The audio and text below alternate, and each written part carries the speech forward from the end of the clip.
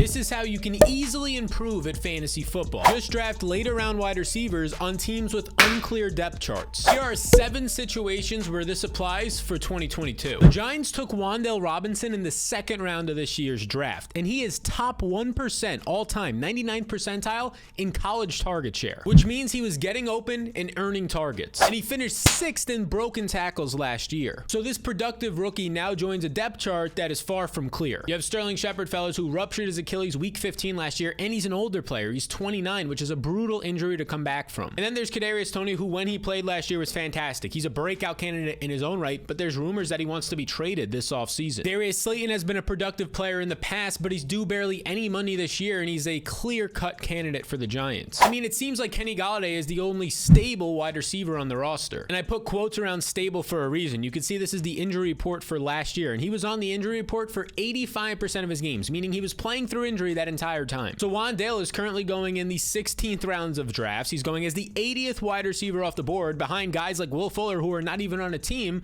There's no risk in taking him. Now, as of right now, the most undervalued wide receiver is the Cowboys' 3rd round pick, Jalen Tolbert. Tolbert's going off the board as the wide receiver 66, 3.5 rounds later than his teammate Michael Gallup. However, Gallup is expected to miss the start of the season recovering from an ACL tear. And in 12 games last year, Tolbert put up nearly 1,500 receiving yards. This ranks 6th amongst all college wide receivers. And now he'll compete with, CeeDee Lamb, the clear wide receiver one, but after that, a banged up Michael Gallup, who might not be out there for 50% of the season, James Washington, who was paid less than $1 million and never produced in 4 years with the Steelers, Noah Brown, who only has 39 career receptions, and a rookie that was taken last year by the Cowboys in Semi Fehoko, who saw 0 targets in his rookie season. Now, fellas, Mecole Hardman, here's some schmacks for you, is going as the 4th. Not the 1st, 2nd, or 3rd, the 4th Chiefs receiver off the board. And he's burned a lot of people, the former 2nd round pick, in past years, but a lot of this risk is already built into his price. He goes as the 58th wide receiver off the board in round 11 of drafts. But let's not kid ourselves, because the upside with Patrick Mahomes and an Andy Reid-led Chiefs offense is massive. Kansas City depth chart is far from clear, but amongst their top 7 wide receivers, Juju, rookie Sky Moore, MVS, Juju and MVS came in free agency, free agent Corey Coleman, and undrafted free agent Justin Ross. Amongst those guys, Mecole Hardman is the only one who was on the Chiefs last year. In summary, they have added 3 free agent wide receivers and 3 rookie wide receivers. Meanwhile, Mecole Hardman has 3 years of experience with Patrick Mahomes, and last year he saw a career-high 83 targets, and that was while Tyreek Hill, Demarcus Robinson, and Byron Pringle were there. All those guys are now gone. In each of these 3 seasons, he's seen his targets increase by at least 35%, and now he's the only guy in the receiving core with a built-in chemistry with Mahomes. That should continue to happen, if not much higher. And this is interesting. Mecole Hardman has played 5 games without Tyreek Hill in his career, and he averages 36 more fantasy points per game, from 7 and change to about 11. Now, here's the good part. These 10.6 fantasy points per game without Tyreek Hill would have ranked 30th amongst wide receivers last year. Yet, for some reason, Hardman is going as the 58th wide receiver off the board. Now, Colts wide receiver Parris Campbell is being drafted as the 88th wide receiver off the board. He literally goes after Justin Ross, who was an undrafted free agent for health reasons, and is the 5th wide receiver on the Chiefs, behind Travis Kelce, so really the 6th wide receiver on the Chiefs. Meanwhile, Campbell might be the 2nd option in the receiving game for Matt Ryan and the Colts. Yet he goes 5 rounds later than the next closest Colts wide receiver, the rookie Alec Pierce, who I like, but this is too far of a gap. But I understand there's a clear reason for this. In 3 seasons in the NFL, Campbell has only played 15 games. He's missed 70% of his career games with injuries. But the downside is already baked in. He is selected outside the top 200 players in the 17th round of drafts. But his upside stems from the lack of competition in Indy. Michael Pittman is the clear one. That's not the point here. The point is how much value you're getting for Parris Campbell. After Parris Campbell, the next 4 wide receivers on the Colts, Ashton Dulin, rookie Alec Pierce, Mike Strachan, who was a 7th round rookie last year, and Desmond Patton. These next 4 guys have a career 22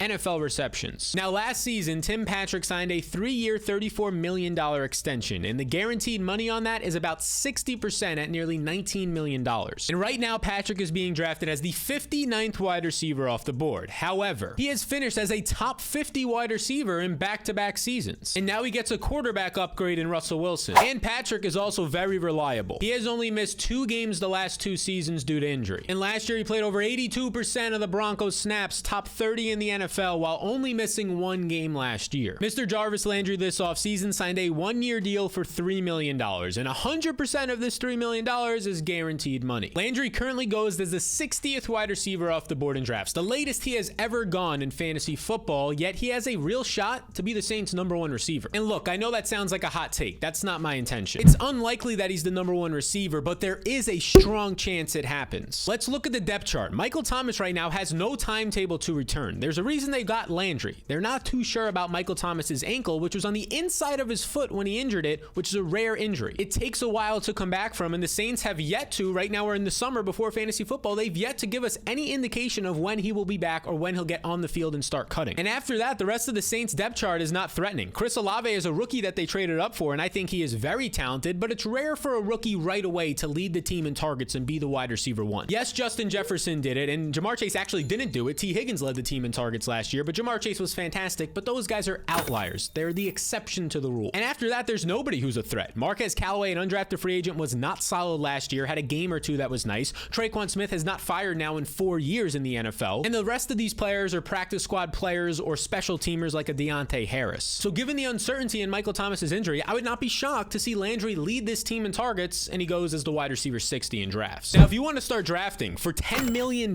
check this out. Underdog Fantasy recently opened up their Best Ball Mania 3. If you're not familiar with Best Ball, a computer basically takes your highest scores each week and puts them into your lineup. So you don't have to set any roster moves, and you have a chance to win $2 million to first place. And you can draft right now and get a free deposit match. If you use the code SAL in the link in the description, if you put in 20, you get 40. If you put in 50, you get 100, all the way up to $100. Now, depending on when you're watching this, you might be saying, oh, it's so early in the summer, or oh my God, football's not for another X amount of weeks. Yeah, but last year, the guy who won $1 million drafted his team in June. It pays to get in early. Cardinals wide receiver AJ Green is going 7 rounds after Rondale Moore. He's going as the 84th wide receiver off the board, even though Green was top 40 in targets last year with 92, which was 42% more than Rondale Moore. Green is a clear starter for the Cardinals, and according to PFF, the Cardinals ranked 6th in passing offense last year. And not only is he going to start and see a good lot of snaps and targets, but last year he saw 16 red zone targets, finishing nearly top 15 in the NFL. And now you can expect more usage with DeAndre Hopkins suspended for 6 games and Christian Kirk shipped out of town to Jacksonville. Green goes as the 84th wide receiver off the board and is a solid veteran value. Now, these 7 later round wide receivers are going to give you an edge over your league mates. If you want an even greater edge, you need to avoid some bombshells in your draft. This video will help you avoid the 7 stud wide receivers that you don't want to be drafting, and instead just let your dusty old league mates take those fellas.